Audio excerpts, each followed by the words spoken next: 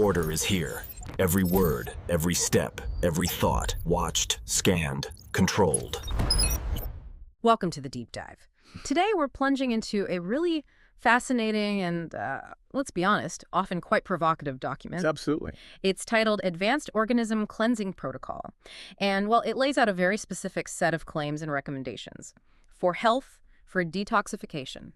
So our mission today is to navigate this material with you to understand the core assertions it's making about certain health concerns. Right. And then most importantly, I think, is to explore the extensive and often pretty unconventional detoxification methods it proposes. There's a lot in there. There really is. We're going to unpack what this source suggests are the problems, and then, the myriad of solutions it outlines, everything from natural compounds to some unique therapies. And what immediately stands out, it's just the sheer breadth of remedies suggested in this document. Yep. It's drawing from all sorts of disciplines and offers this deeply detailed framework for understanding its particular perspective on detox. We'll be looking at the specific claims within this document that underpin each recommendation. Basically, understanding the internal logic it's building. Precisely. So, get ready. We're exploring a comprehensive, maybe unconventional approach to well-being as we try to distill the most important nuggets, the key ideas from this material. Yeah. And to really grasp the scope of this protocol, we first need to understand the foundational beliefs it sets up. It starts with a very strong assertion about what it calls experimental genetic preparations. Indeed. The document, it opens with a really bold claim. It alleges that these experimental genetic preparations, which it says are commonly and falsely called vaccines, Right. should never have been massively used. And it specifically points to the COVID-19 vaccine. Okay. And from that starting point, it then attributes several specific issues to these preparations, and that really forms the basis for the entire protocol it lays out. And it doesn't waste any time laying out its supporting points, does it? First, it claims that Robert Malone, who it refers to as the alleged creator of mRNA technology, stated this technology should never be used in vaccines. That's a direct quote claim. Right.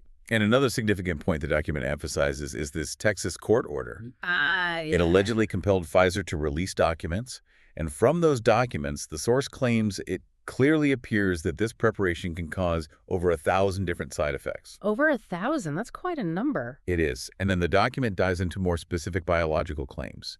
It cites research, supposedly from the Spanish University of Almeria, Okay. which, according to this document, clearly indicates that the preparations contain graphene nanoparticles. Graphene nanoparticles, it describes them how? As extremely small and sharp.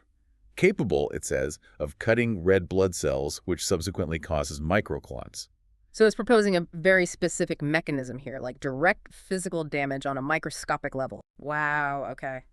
And if that wasn't enough, the source then mentions other independent scientists who allegedly discovered parasite eggs in these vaccines. Parasitics, yeah. And then there's this claim of DNA modification due to something called reverse transcriptase, Right. leading, it claims, to the body permanently producing spike protein, which constantly damages the organism. It's really building this picture of a multifaceted threat, isn't it? Absolutely. Microscopic physical damage, biological invasions, genetic changes, all attributed back to this one source, according to the document. So this construction of threats is really what underpins the whole thing. Exactly. And consequently, the detoxification strategy that the document lays out, it aims to address each of these specific concerns it raised. Like what?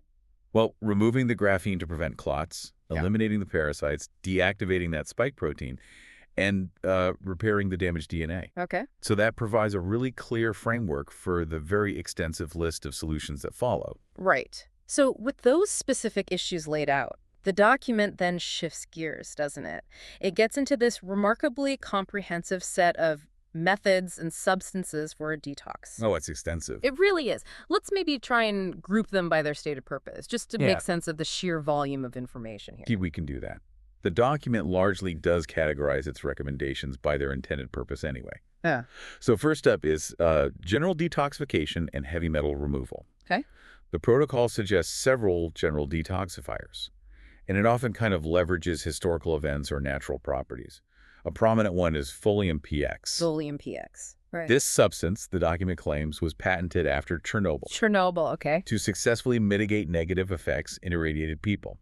It also links its use to recovery from complications after the swine flu vaccine in Sweden. Interesting connection. It describes it as an antioxidant complex from pine and grape extracts aimed at removing heavy metals and toxic substances. And it gives dosages, like 1 capsule 3 times daily, or even using homemade pine extracts. It's fascinating how often the document brings up things like Chernobyl. It gives the remedies a certain gravity, doesn't it? It does. It adds weight. Mm-hmm. And staying with that theme, the document then mentions zeolite. Ah, zeolite. Heard of that. Another mineral it links to mitigating radiation effects, claiming it successfully helped people who were irradiated at Chernobyl, removing toxins, metals, neutralizing radiation, according to the source. Okay. What else for general detox? Another key one is activated charcoal. The source calls this a main detoxifying agent. Right. Common remedy. But it claims that taken on an empty stomach, it activates the blood cleansing process known as interstitial dialysis, basically suggesting it pulls toxins directly from the blood into the gut. Interstitial dialysis, that's a specific term. It is. And maybe a surprising one here is distilled water. Distilled water. Yeah. The document advises drinking 3/4 to a full gallon daily, asserting it will flush out and bind inorganic or harmful toxins and poisons without removing organic minerals. That contradicts what you often hear. It does. And it makes a very strong claim about it, saying, quote, "What we were told that distilled water is harmful is a hoax and a lie." Wow, okay, that's bold. Yeah. So those are the general detoxifiers. What about boosting defenses and dealing with clots? Yes, so moving on to boosting natural defenses, antioxidants, and addressing clots. NAC is highlighted here, N-acetyl L-cysteine. NAC, okay. It's presented as a precursor to glutathione, which the document describes as a natural, powerful antioxidant. Remove toxins, heavy metals, free radicals, even slows aging, it claims. And why NAC, not glutathione itself? Because, the document emphasizes, glutathione supplements are apparently poorly absorbed. But NAC significantly boosts the body's own production. Ah, okay. It suggests an optimal daily dose, split into 3 servings, specifically for removing graphene and other toxins. And it notes NAC as a sort of lesser-known remedy for COVID and lung diseases, too. Interesting. And for clots specifically? It suggests aspirin, recommending just 1/4 of a 500 milligram tablet nightly until graphene and toxins are removed. Though it does add a note about potential long-term liver burden. Right, standard caution. Then it pivots to natural remedies, highlighting cloves. Cloves, like the spice. Exactly. For its very strong antioxidant properties. Claims it ranks among the top 10 on the ORIA scale globally. The ORIC scale.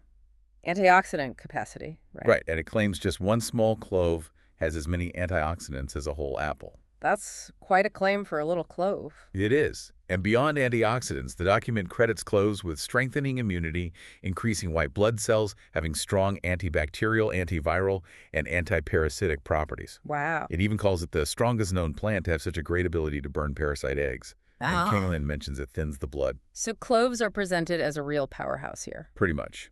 And complementing this, Triphala is mentioned, an extract from 3 plants common in Eastern medicine. Triphala. Okay. Also described as a strong antioxidant, supposedly even stronger than cloves, ranking 3rd on the ORSC scale, and it notes its strong antiparasitic effect. The document suggests combining it with cloves to effectively remove parasites. Got it. Cloves and Triphala for antioxidants and parasites. What about that spike protein? Right, so for deactivating the spike protein, the document looks to specific compounds. It mentions hesperidin sources. Hesperidin? Yeah. Found in citrus fruits, especially red oranges, it says, and also peppermint. These are highlighted as being very rich in hesperidin for this purpose. Okay. Red oranges and peppermint. Now let's maybe delve into the protocols that specifically target the spike protein and that graphene oxide, according to this document. All right. It broadly suggests many shikimate sources, or sources of shikimic acid, which it claims is known to neutralize the spike protein. Shikimate, where do you find that? Well, the document lists a wide array. Pine needle tea is prominent. Pine needle tea, okay. But also fennel and star anise tea, Cassandra tea, St. John's wort, comfrey leaf, feverfew, ginkgo biloba, giant hyssop, liquid ambar or sweet gum tree tea, carrots, even dandelion leaf. That's quite a list of plants. It is, and shikimate and its derivatives are attributed with anti-cancer, antiviral, antibacterial, and anticoagulant properties, though it does add a caution about some pine needles being toxic. Good note. What else targets spike protein and graphene? It includes C60, carbon nanoonions. C60. Yeah. The source suggests C60 is a rich source of electrons. Acts like a fire extinguisher in inflammatory states, it says, and normalizes electron flow throughout the body. Okay. And its purpose here. Recommended specifically for neutralizing spike protein, detoxifying graphene oxide, and SM102. SM102 being another substance sometimes linked to the preparations in alternative circles. I see. The protocol also details specific dosages for quercetin and liposomal vitamin C, right? It does, yes. And in the summary protocol, coated silver is suggested. Coated silver. How much? Just 1 to 6 drops daily. The claim is it prevents sulfur-containing protein from entering the cell by interacting with it, causing it to bend. Interesting mechanism described there. Then there's shilajit, a resin, recommended as a pea-sized portion in hot water daily. Shilajit, what a... The document actually cites a publication claiming humic acids are known to partially neutralize graphene oxide in aqueous environments. Okay, citing external sources there. It does occasionally. It also points to Glycyrrhiza glabra, which is licorice root. Licorice root, okay. From Chinese medicine, stating that licorice acid is extracted from the licorice root, which inhibits the action of the spike protein, and it cites another publication for that claim as well. So quite a few things aimed at spike protein and graphene. What about other supplements? For other daily supplements, the document suggests organic iodine or detoxidine, 1 dropper, twice daily. Okay. And specific dosages are given for organic plant-based zinc and vitamin D3, with quite high D3 doses mentioned in the summary protocol, like 10,000 IU daily. Got it. Zinc and D3. Now, what about the parasites that was mentioned earlier? Yes, a whole section on parasite removal protocols. Ivermectin is described first as a naturally derived drug. Ivermectin, that's been controversial. It has. The source notes it's typically prescription, but also that ivermectin for horses is available on Amazon without a prescription. It's listed as one of the most effective ways to remove parasites, according to this document. And it provides detailed dosage instructions for the horse paste, like 14-inch, twice daily for 9 days, the maintenance, and also for tablets with age consideration. Yes, it warns about a potential herxing reaction, which it describes as a temporary worsening of symptoms believed to happen as the body eliminates parasites. And it also mentions Paratrex as a synergistic support for ivermectin. Okay. Anything else for parasites? Fenbendazole, specifically a product called Fenben Pure. Fenbendazole? The protocol suggested is 4 days on, 3 days off, 2 scoops daily, morning and afternoon, taken with healthy fats for absorption. Right. So ivermectin and fenbendazole specifically for parasites, according to this protocol. It's really covering a lot of bases. It is a very multi-pronged approach to the threats it identifies. Okay, so that brings us to the final section, right? DNA repair and broader wellness, which the document itself calls difficult. Yeah, it explicitly describes DNA repair as the most difficult point. First, though, Nano Soma is suggested. Nano Soma? Said to be helpful in detoxifying the body and regenerating DNA damaged by the mRNA vaccine due to reverse transcriptase. That's the claim. Okay. And what about lifestyle? It highlights moderate physical activity, recommending an hour-long walk in the forest. A walk in the woods? Why? Well, it points out that skin is the largest detoxifying organ, and you remove toxins through sweat. Plus, the forest itself is said to have an immunostimulating effect and a natural energy vibration at 432 hertz, which, the document suggests, naturally supports the body's healing processes. 432 hertz. Interesting. Now, back to that difficult point, DNA repair. Right. The document is quite stark here. It claims many independent scientists, doctors, naturopaths, and herbalists agree that DNA damaged after taking the mRNA preparation cannot be repaired. Wow, that's a strong statement. It is, but it says a few specialists believe it is possible. Then there's suggestions. One mentioned is Dr. Edward Group, who is cited for recommending urinotherapy. Urinotherapy, you mean drinking urine? That's what it describes. Yeah. The document states that urine is sterile and claims it contains our original DNA and, as the latest research shows, stem cells. Stem cells, okay. It claims only our own urine is valuable to us and contains the strongest known antithrombotic compound in medicine called urokinase. It even notes urokinase was once listed as such on drugs.com, but later removed. So what's the recommendation? To drink the first morning urine taken from the middle stream, or maybe to start slower, 9-12 drops under the tongue. That's definitely unconventional. Extremely. The advanced regeneration part of the protocol also details a supposed 5,000-year history for it, citing a book, Your Own Perfect Medicine, and claims urine contains antibodies, and antidotes to all invasive organisms and poisons. Quite the list of claims for urine. Is that the only DNA repair method mentioned? No, therapeutic fasting is presented as another known and effective way to repair DNA. Fasting. Okay. But the document is blunt. It explicitly states that neither urinotherapy nor therapeutic fasting are simple and pleasant. Yet they are presented within this text as the only certain way to effectively repair DNA. So those are the heavy hitters for DNA repair, according to the source. Yes, and what's striking really is how many of these protocols connect back to boosting the body's own processes or drawing from traditional, sometimes ancient practices to address these very modern health concerns laid out in the document. Absolutely. So if we zoom out, connect this to the bigger picture, it's clear this document provides a deeply specific, very prescriptive approach to health concerns it attributes specifically to these vaccines. And it consistently emphasizes natural substances, traditional methods, often presented with very bold claims about their efficacy. Which really raises an important question for you, our listener. As we've explored all these claims, why is it so crucial to approach information like this with a really discerning eye? Well, interestingly, the document itself includes a crucial disclaimer. Right. What does it say? It states, pretty clearly, this is not medical advice. I take no responsibility for any of this. Everyone should do what they think is right. So it puts the responsibility squarely on the reader. Exactly. It explicitly advises you to approach these ideas critically and with discernment. And, importantly, to consult your doctor or other healthcare professional before starting this or any other health support program. That's key. And it also states the products mentioned are not intended to diagnose, treat, or prevent any disease, which really underscores the need for careful consideration and professional guidance when you're evaluating this kind of comprehensive and often, unconventional information. Absolutely. Ultimately, this deep dive, it really shows us a very detailed perspective on how one might approach detoxification and healing from one particular viewpoint anyway. It highlights the vast landscape of health information that's available today. Some of it, like this, quite far outside conventional understanding and definitely challenging many mainstream medical narratives. Yeah.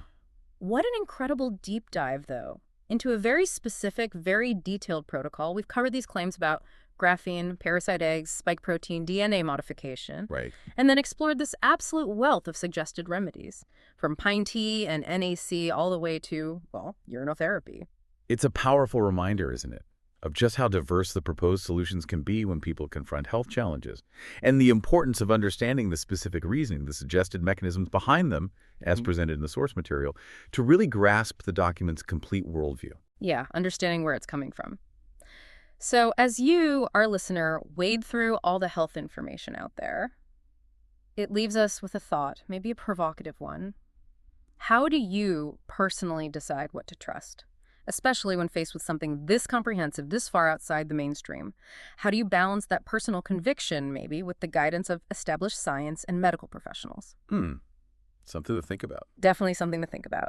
Thank you for joining us on this exploration. Until next time, keep digging, keep learning, and stay well informed. The new order is here. Every word, every step, every thought, watched, scanned, controlled.